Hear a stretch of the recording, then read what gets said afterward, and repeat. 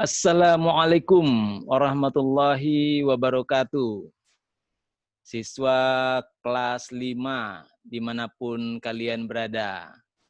Jumpa lagi kita di kelas Pak San, channel yang berusaha membantu dan memandu kalian belajar di rumah.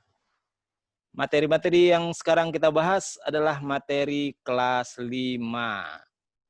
Mari sama-sama siswa kelas 5 kita buka buku kalian, buku siswa tema 3 untuk kelas 5, makanan sehat. Oke, kita masih membahas subtema 1 dan sekarang kita sudah masuk pada pembelajaran yang ke-6. Oke, mari sama-sama kita buka pembelajaran yang ke-6 halaman 40. Mari sama-sama kita buka halaman 40. Nah, ini pembelajaran yang ke-6 halaman 40.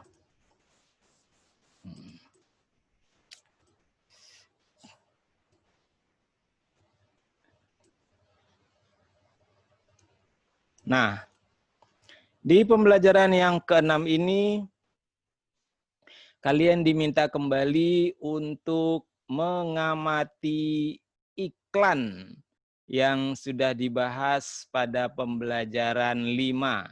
Nah, ini iklannya, ya, ini iklan yang sudah dibahas di pembelajaran 5. Nah, apa saja hal-hal yang harus kita amati dengan seksama? Di sini ada perintahnya. Kalian lihat, amatilah iklan tersebut dengan seksama. Catatlah hal-hal kecil yang menurutmu penting yang terdapat dalam iklan tersebut. Nah, ketika kita mengamati sebuah iklan, dan dalam pengamatan itu ada hal-hal yang penting untuk kita amati. Di antaranya adalah topik iklan. Jadi ketika mengamati sebuah iklan, kita harus bisa mendapatkan info ini iklan tentang apa. Nah, ya. Jadi itu adalah topik iklan. Misalnya seperti sekarang. Ini kalau udah kelihatan dari seperti ini, maka ini adalah iklan kesehatan. Jadi topiknya adalah mengenai kesehatan. Nah, hal lainnya yang harus kamu bisa dapatkan dari sebuah iklan adalah kata kunci. Kata kunci dalam iklan tersebut apa? Nah, di sini bisa kita lihat ya. Nah, ada kalimat-kalimat di sini. Dari kalimat-kalimat itu kita bisa temukan kata kunci. Misalnya seperti ini. Perilaku hidup bersih dan sehat, pangkal rumah tangga sehat. Nah, perilaku hidup bersih dan sehat, pangkal rumah tangga sehat. Nah, kemudian di bawahnya, jadikan perilaku hidup bersih dan sehat sebagai gaya hidup. Nah, kata kuncinya udah ketahuan di sini. Hidup bersih dan sehat. Itu ya sebagai kata kunci. Kenapa? Kalau misalnya dengan hidup bersih dan sehat itu, maka nanti menjadi awal rumah tangganya akan sehat juga, dan itu mari dijadikan sebagai gaya hidup. Ya. Nah, kalau lebih kunci lagi hidup bersih. Karena dengan hidup bersih diharapkan akan timbul sehat, ya, kebersihan pangkal kesehatan. Nah, itu hal yang kedua. Hal yang ketiga yang harus kamu amati adalah gambar iklan. Ya, nah ketika mengamati gambar, kamu harus lihat itu gambarnya cocok nggak dengan topik, dengan kalimat-kalimat yang menjadi keinginan untuk disampaikan oleh si pembuat iklan. Ya, seperti ini ya, ada gambar-gambar berolahraga, periksa kesehatan, mandi, ya bersih-bersih, makan makanan yang sehat. Nah, semua itu adalah hidup bersih dan sehat, perilaku itu. Jadi ini adalah gambar-gambar yang cocok dengan topik iklan tersebut. Nah, kemudian hal lainnya, ya tadi pertama topik, kemudian kata kunci, terus gambarnya. Nah, kita juga harus tahu pesan apa yang disampaikan oleh iklan tersebut. Ya, jadi sebuah iklan tentunya ada pesan yang ingin disampaikan. Pesan itu kalau misalnya bisa sampai kepada si pembaca atau yang melihat iklan, pemirsa, ya pemerhati iklan, maka berarti itu adalah iklan yang bagus. Misalnya seperti sekarang, apa sebenarnya pesan yang ingin disampaikan? Ya, pesan yang ingin disampaikan oleh si pembuat iklan adalah agar kita bisa berperilaku hidup bersih. Jadi ada keinginan mengajak kita untuk berperilaku hidup bersih, ya, dan juga sehat. Nah, oke, itu. Nah, lalu hal terakhir yang perlu diketahui juga dari iklan, sasaran iklan. Apa sasarannya? Ya, nah, apakah anak-anak? Apakah sekelompok orang-orang tertentu? Ya, apakah orang-orang dewasa? Nah, itu tergantung ya jenis iklannya. Kalau iklan-iklan seperti ini, tentunya ini adalah iklan untuk semua kalangan, iklan untuk semua pihak, ditujukan untuk semua. Jadi sasaran iklannya sudah jelas. Siapapun yang membaca ini, siapapun yang melihat ini, siapapun yang memerhatikan iklan ini, diharapkan tergugah hatinya untuk berperilaku hidup bersih dan sehat. Menjadikan hidup bersih dan sehat sebagai gaya hidupnya. Oke? Nah, itulah beberapa hal yang penting kamu perhatikan dalam sebuah iklan. Nah, sekarang Bapak ingin jelaskan sedikit pada kalian mengenai unsur-unsur iklan. Ya, apa sih unsur-unsur iklan sehingga iklan itu menjadi efektif? Efektif artinya apa? Tujuannya tercapai, ya, tujuannya tercapai. Nah, hal-hal yang harus diperhatikan dalam membuat sebuah iklan. Nah, kenapa ingin Pak jelaskan? Karena nanti ada di sini nih berkreasi nih, ya, bersama dengan teman sekelompokmu, buatlah sebuah iklan dengan topik gaya hidup sehat. Ini tugas buat kamu, ya. Membuat sebuah iklan dengan topik gaya hidup sehat. Pastikan kamu menuliskan poin-poin penting. Nah, tadi Bapak udah bahas ya, poin-poin penting. Masih ingat poin-poin pentingnya apa aja? Topik, udah ketahuan. Topiknya adalah gaya hidup sehat. Nah, selain topik, harus ada kata-kata kunci. Ya, gambar, perhatikan. Ya, jadi pikirkan dulu kata kuncinya apa nih? Kalau kita ingin membuat iklan gaya hidup sehat. Kemudian pikirkan gambarnya apa nih? Pesan yang ingin disampaikan apa? Lalu sasarannya apa? Nah, seperti itu. Ya. Nah, gunakan kertas gambar A3. Ini buku gambar yang besar ya. Warnai dengan rapi. Nah, ini penting nih, ya, mewarnainya dengan rapi. Setelah selesai, tempelkan di dinding kelas. Nah, karena kamu di rumah, boleh kamu tempelkan di dinding rumah kamu masing-masing. Nah, sekarang Bapak ingin jelaskan lagi pada kalian mengenai iklan tadi, apa sih hal-hal yang penting kamu perhatikan sehingga kemudian iklan itu menjadi efektif. Ya, pertama, yang harus kamu perhatikan adalah iklan itu harus menarik perhatian. Ya, kalau misalnya orang lewat, lalu misalnya sekilas melihat ke iklan kamu, kemudian perhatiannya tertuju ke situ. Apa sih itu? Nah, kemudian dia mendekat. Dan lebih bagus lagi kemudian dia memperhatikan iklan itu. Berarti iklan kamu punya daya perhatian yang tinggi. Tapi kalau ada orang lewat, iklan kamu misalnya dipajang di sebuah dinding, lalu ada orang lewat di situ, cuek-cuek aja, ya, nggak merhatiin iklan kamu, padahal dia sebenarnya sempat ngelihat sedikit, tapi terus nggak perhatian. Nah, mungkin ada hal-hal yang kurang tepat pada iklan kamu, kurang menarik perhatian, ya.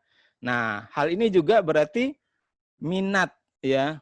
Kamu harus perhatikan, ya, apa sih yang diinginkan oleh orang-orang yang ingin kamu tuju itu. Nah, jadi minat sama keinginan ini perlu kamu gerakkan, ya, perlu kamu perhatikan. Nah, kemudian dalam sebuah iklan juga nanti harus ada rasa percaya muncul. Jadi ketika misalnya melihat sebuah iklan kayak gini, lalu orang percaya, oh iya, perilaku hidup bersih dan sehat, pangkal rumah tangga sehat. Wah, benar nih, aku mulai sekarang hidup bersih biar rumah tanggaku sehat. Nah, gitu. Aku akan jadikan hidup bersih sebagai gaya hidupku. Dia percaya, ya, berarti iklannya sukses. Nah, yang lebih penting lagi sebenarnya adalah ada tindakan dari orang yang melihat iklan itu. Ya, ini tujuan akhir dari sebuah iklan. Ketika dia sudah percaya, lalu dia berbuat seperti yang diinginkan oleh iklan. Nah, berarti itu iklan yang sukses besar, ya. Tidak hanya iklan-iklan layanan masyarakat atau iklan-iklan seperti ini, ya. Apalagi kalau iklan produk. Iklan produk pasti keinginannya biar produknya dibeli. Nah, kalau misalnya orang memperhatikan, orang minat, lalu orang punya keinginan, terus dia percaya, terus beli, berarti iklannya sukses. Nah, seperti itu, ya. Jadi itu hal-hal penting atau unsur-unsur iklan yang penting sehingga iklan itu sukses, efektif, ya. Nah, itulah tugas kamu. Nanti coba buatlah sebuah iklan dengan topik gaya hidup sehat, ya. Kamu ingin bikin iklan sebagus mungkin, dan tujuannya adalah ketika orang melihat iklan itu, tadinya mungkin dia tidak bergaya hidup sehat, setelah melihat iklan kamu, dia jadi bergaya hidup sehat. Itu tujuan kamu. Oke? Nah, selamat berkreasi. Berikutnya di sini, ya, kamu diminta untuk menyimak percakapan antara Lani, Dayu, dan teman-temannya. Ya. Ini mereka sedang berdiskusi untuk kalimat iklan atau gambar iklan yang ingin mereka buat. Ya, nah di sini, Dayu, aku mau kalimat intinya seperti ini ya. Misalnya Lani bilang begitu. Sepertinya kurang bagus, Lan. Nah, Dayunya nggak setuju. Ya, kurang bagus katanya. Kalau menurutku, sebaiknya menggunakan kalimat buatan Udin. Jadi Dayu sesuai atau setuju dengan kalimat yang dibuat Udin. Lebih singkat, nah ini penting nih, padat dan jelas. Memang kalimat iklan harus seperti itu. Jangan panjang-panjang, ya. Singkat, padat, dan jelas. Oke. Oh, ya. Begitu ya. Ya sudah, aku ikut saja bagaimana baiknya. Nah, itu mereka kemudian sudah menemukan kalimat iklannya. Kemudian, nah karena ini berkaitan dengan gaya hidup sehat dan harus sesuai dengan kalimat Udin, maka aku usul bagaimana kalau gambarnya beberapa siswa yang berolahraga. Ini usulannya Lani kemudian. Udin bilang, aku setuju. Nah, ya, menurutku itu ide yang bagus. Jadi, ketika membuat sebuah iklan, pikirkan dulu temanya, topiknya. Setelah topiknya dapat, lalu buat kalimat yang singkat, padat, dan jelas untuk iklan kamu. Nah, setelah itu pikirkan juga gambarnya, ya. Nah, setelah kalimatnya dapat, gambarnya dapat, ya, baru kemudian buat gambarnya dengan kalimat-kalimat yang ada itu sebagus mungkin. Oke? Jadi itu hal-hal penting. Di sini ayo berdiskusi, ya. Diskusikan dengan kelompokmu tentang satu nih, hal positif yang bisa diperoleh dari kerja kelompok. Nih, tadi mereka kerja kelompok ya. Hal positifnya apa? Nah, kalau kerja kelompok berarti kan kerja sama. Kalau kerja sama, mikirnya bareng-bareng. Jadi pasti lebih gampang, ya, lebih mudah ya dibandingkan kita pikirkan sendiri. Belum tentu yang kita pikirkan itu sebenarnya bagus. Tapi kalau bareng-bareng, mungkin pikiran teman lebih bagus. ya. Nah, seperti itu.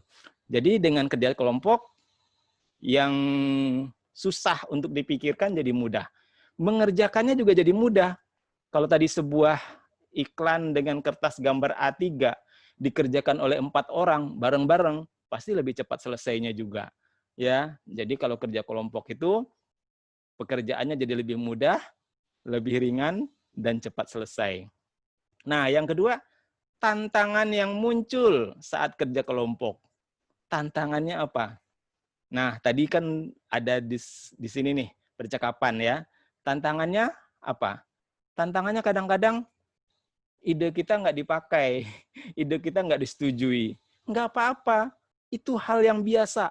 Ya, jangan kita berkecil hati, jangan kemudian kita menjadi marah apalagi, kemudian ngotot misalnya, enggak ini harus begini, ya idenya seperti itu.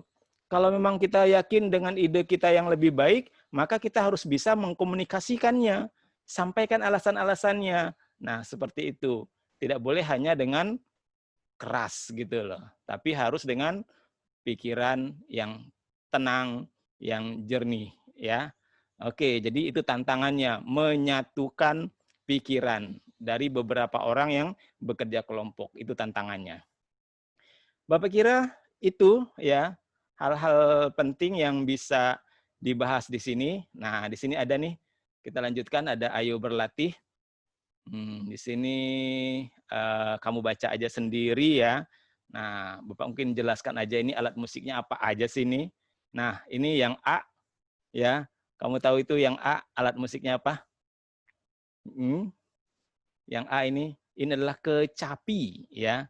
Itu alat musik kecapi. Kecapi dari mana? Kecapi dari Sunda ya. Nah, bagaimana sih memainkannya ini alat musik kecapinya? Ini Bapak besar di sini.